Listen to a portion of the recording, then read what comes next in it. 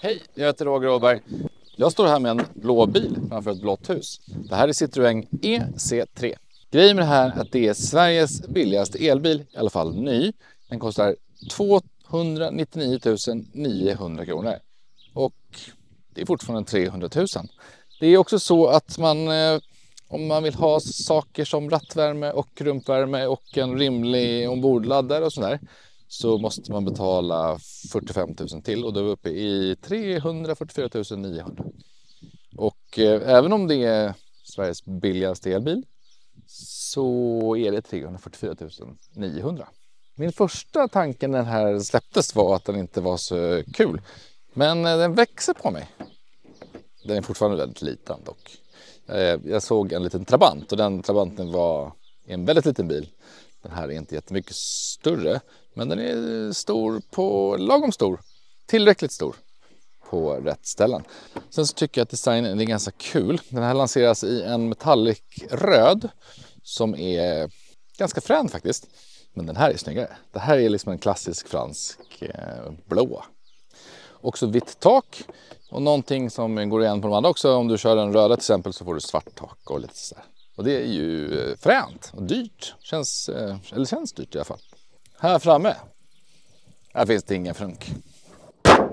Här bak finns det inte så mycket att prata om heller. Drygt 300 liter. Inte så bra utstuderat. Det finns lite såna här områden på sidan som i vanliga fall brukar vara bra. Men här är det mest konstigt. Det går att fälla sätet. Typ.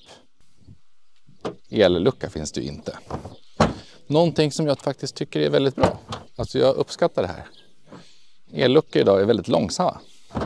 Det där är effektivt. Och stänga luckan själv, det är inte så jobbigt. Som jag började med så är den här bilen en billig bil. Men jag tycker att de har gjort ganska bra prioriteringar på saker och ting. Den är lite quirky och det tycker vi är lite kul. Den har lite så här små knappa saker som man kan tycka är tramsiga men som jag tycker mest är roliga. Så nu kollar vi in dem. En av dessa lite quirky saker är att man kan byta ut de här. Man bara tar bort den här så kan man köpa en ny så man vill ha en annan färg där. Kanske inte jättespexigt. Men ja, det är som det. Laddhastigheten är okej för en sån här liten bil med relativt litet batteri. Om du vill köra ombordladdarna med 11 kW så måste du som sagt betala lite mer pengar. En rolig sak är att man inte behöver klicka till den här när man stänger. Jo, det gör man ju bara för det. Man kan göra så. Här bak är det ju liksom... Jag ska överdriva om jag sa att det var stort, men det är tillräckligt stort. Man får faktiskt plats med benen här om den här framme sitter helt okej. Eller om den sitter liksom normalt och inte alldeles för lång. Det här är ju en liten bil, det ska liksom inte vara så mycket här bak. Nackstöden går nästan ända upp på taket. Här däremot så finns det faktiskt ganska gott om utrymme. För att man inte har någon panoramatak. Här finns det ett litet fack för mobilen. 2 USB-C och en 12-voltsladdare. Här framme så piper av sig ganska mycket. Det är slightly irriterande. Det här beror på att mjukvaran inte är färdig. Om det kommer sluta pipa någon gång i framtiden. Oklart.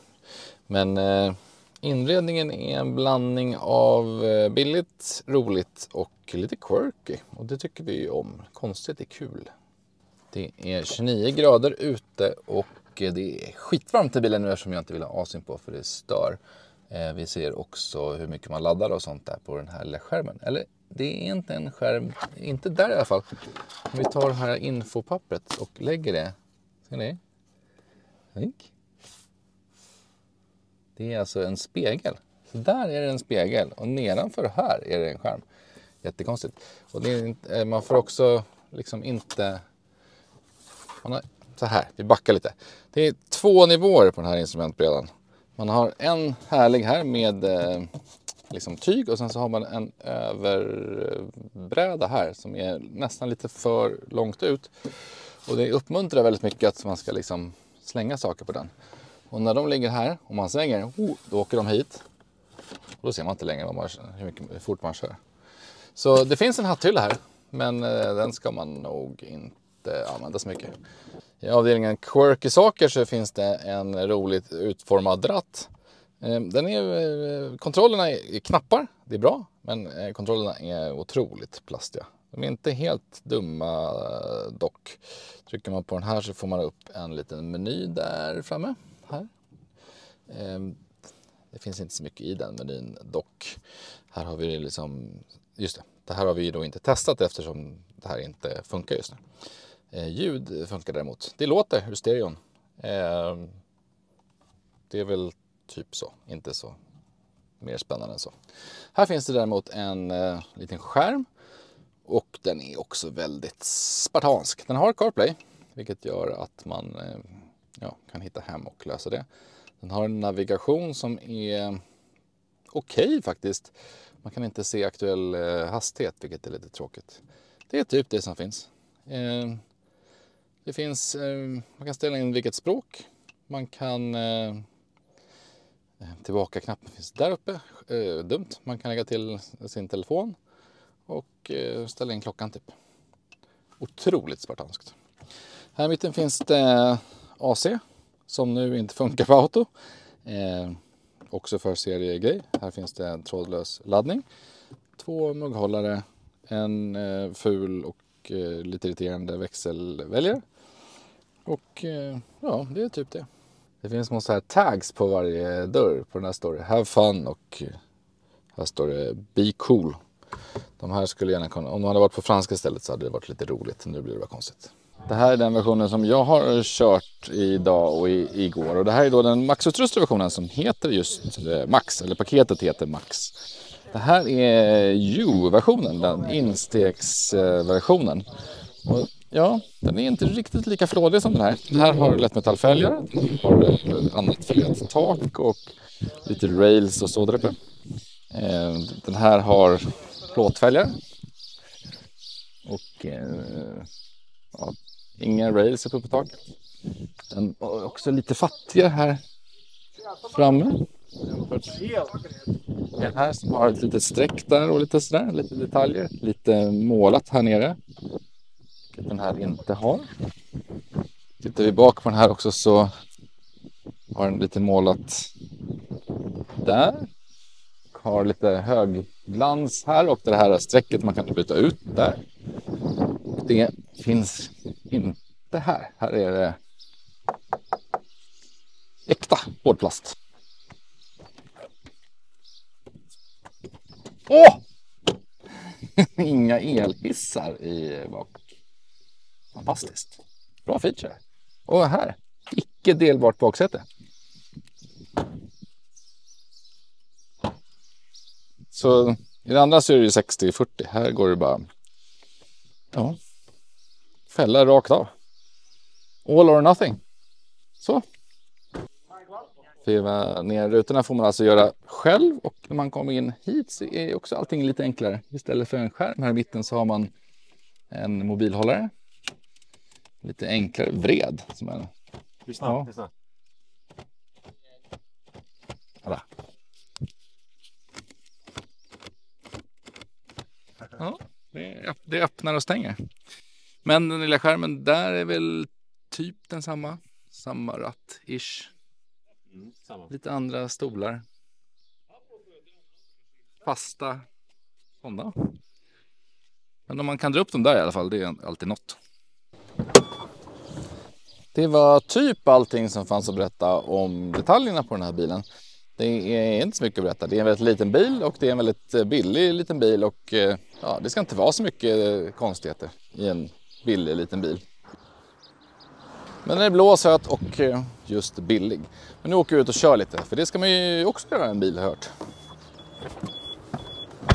Så hur är den att köra då? Jo, men det är en Citroën och en Citroën är mjuk och härlig.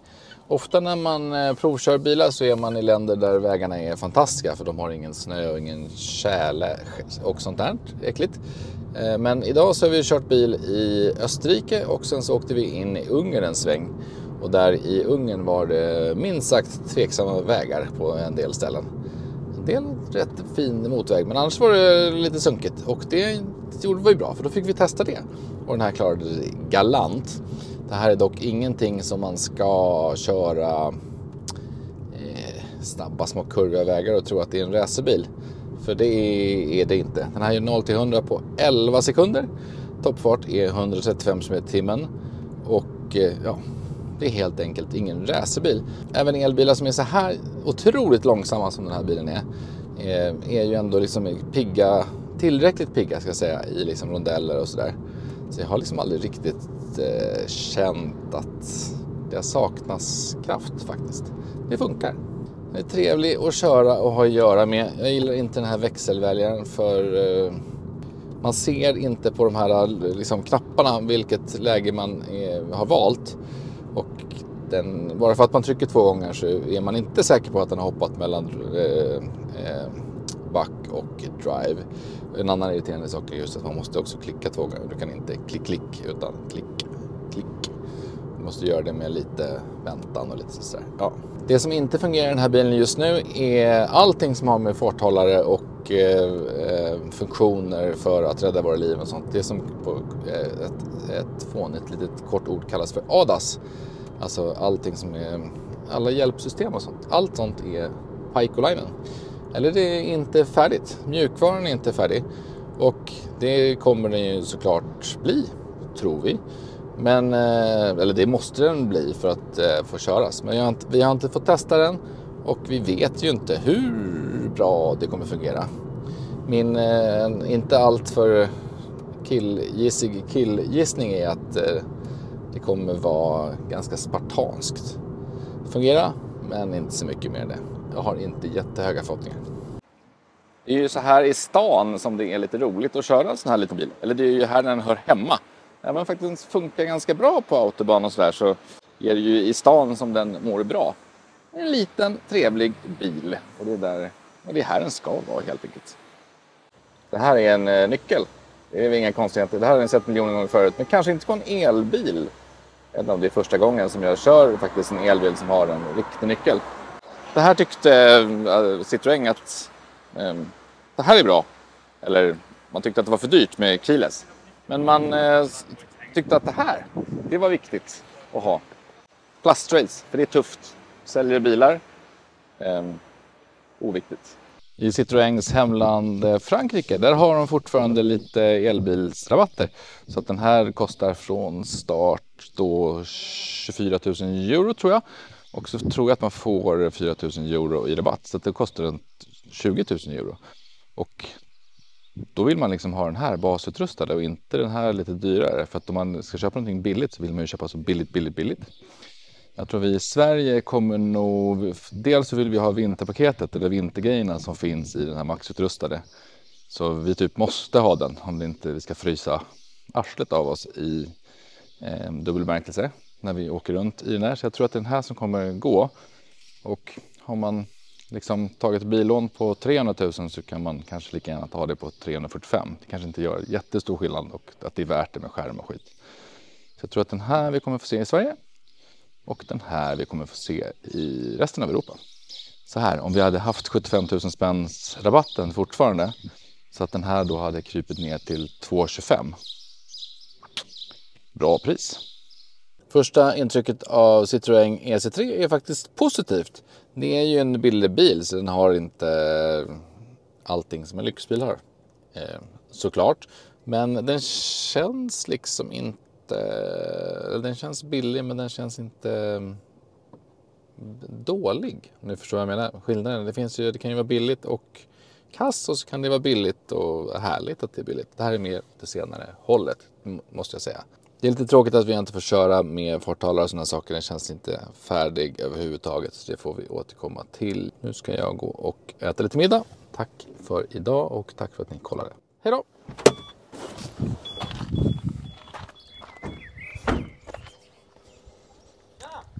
Tjena!